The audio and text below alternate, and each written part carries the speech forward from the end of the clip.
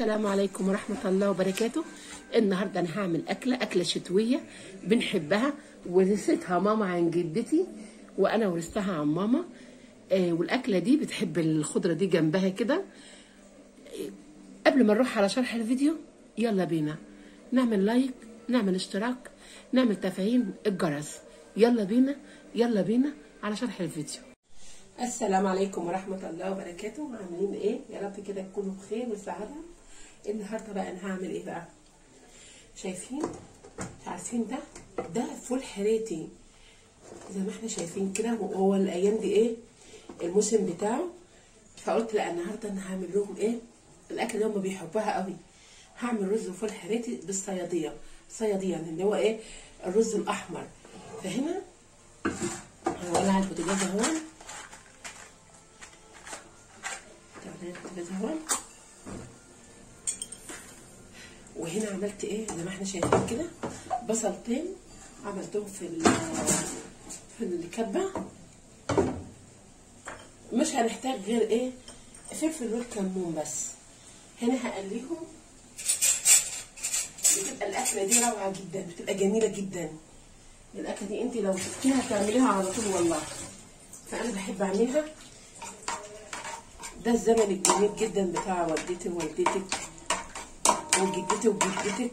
يعني امي اخذتها من جدتي، وجدتي يعني ايه علمتها لماما، ماما علمتها لنا. فانا بعملها لاسرتي بسم الله ما شاء الله، بيحبوها جدا.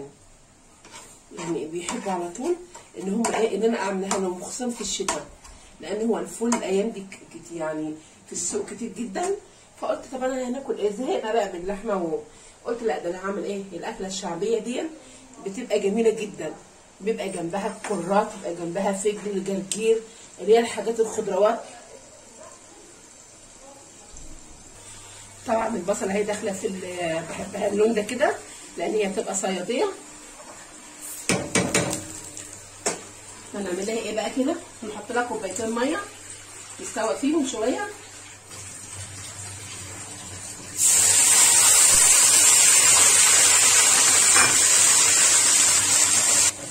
طبعا زي ما احنا شايفين كده بتغلي، لازم تديها اول كوبايتين ميه تغلي فيهم، وهحط لها ايه معلقه كمون ومعلقه فلفل اهي، وهسيبها تغلي ايه شويه قبل ما نحط الفول. الاكله دي بتبقى جميله جدا خصوصا في الشتاء، لان هو الفول اصلا بيطلع مواسم. ممكن تخزني الفول ده للسبانخ، بيبقى جميل جدا برده. يعني ممكن بتخزني الفول بيبقى برده في السبانخ، بيبقى جميل جدا. يعني الفول ده يعني قيمه غذائيه جميله. فانا هنا بقى ايه اول ما هنحط ايه الفول اهو، طبعا مقشره، وباخده كده ايه بتقليبه لون البصله كده زي ما احنا شايفين كده. بسم الله ما شاء الله عليه. بديله غلوتين كده في التقليبه دي. طبعا احنا مش هنستعمل البهارات الا ايه الكمون والفلفل انا حطيتهم. مش هنحط الرز دلوقتي خالص، ما ينفعش نحط الرز دلوقتي.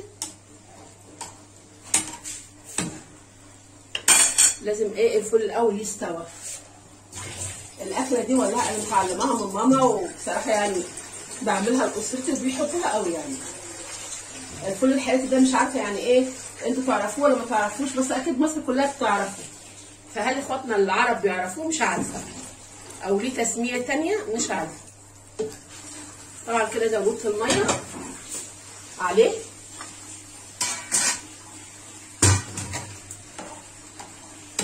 وهغطيه، ولما يستوى هنحط الرز مع بعض كده وهنشوف هنعمل ايه. طبعا احنا سيبنا الرز وسيبنا الفول، فشايفين لونه عامل ازاي. بسم الله ما شاء الله عليه. شايفين اللون بتاعه، لون الفول اتغيرت ولازم كده ايه يستوى. طبعا احنا يعني كبورسعيديه بنقول رز وفول حراتي، انما هو فول اخضر.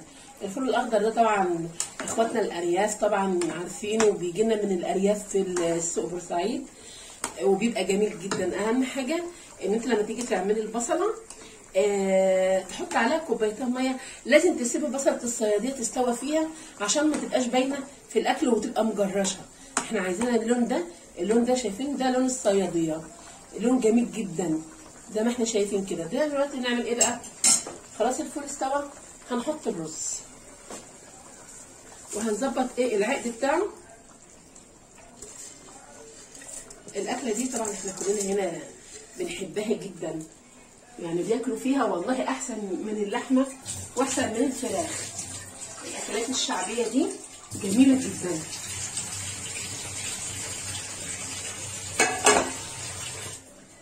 فانا هنا بظبط ايه الميه بتاعته زي ما احنا شايفين كده. بسم الله ما شاء الله.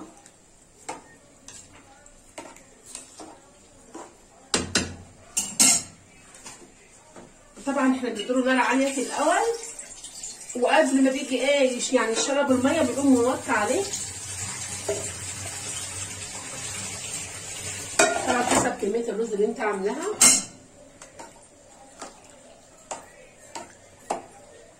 طبعا عايزه تعرفي ان الميه مظبوطه، بنحط المعلقه كده زي ما انت شايفه كده، بتديكي ان خلاص الرز كده مش محتاج اي ميه تاني وبيبقى مفلفل وجميل.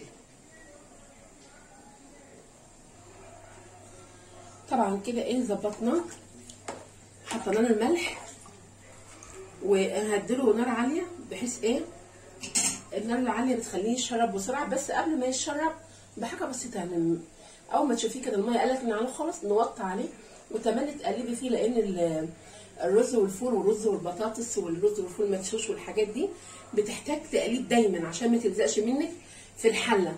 فنقوم ايه نقدر نقلبها على طول. ده الرز والفول احلى اكله يعني بصراحه، احنا بناكل فيها كتير جدا، وطبعا بتراضي الجيران وبيفرحوا بالرز والفول. والله العظيم بيبقى احسن من اللحمه وبيبقى فاتح كده للنفس كده وجميل جدا. خصوصا بقى لو انت عندك بقى ايه برنجان هتعمليه بالثوم والشطه وهرسه الشطه ماشي، ما عندكيش هتجيبي خضره الكرات والبصل الاخضر والفجل والجرجير، كل دول بيبقى جميل جدا وبيفتح ايه النفس معاهم.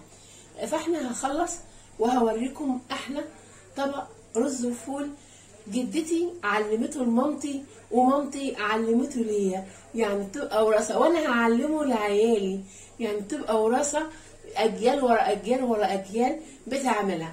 فانتوا بتقولوا ده رز وفول اخضر، الفول الاخضر احنا هنا كبورسعيديه يعني اتعلمتها الرفض، هي نطبخ رز وفول حريتي، وهو طبعا هو فول اخضر بس احنا بنقول عليه فول حريتي.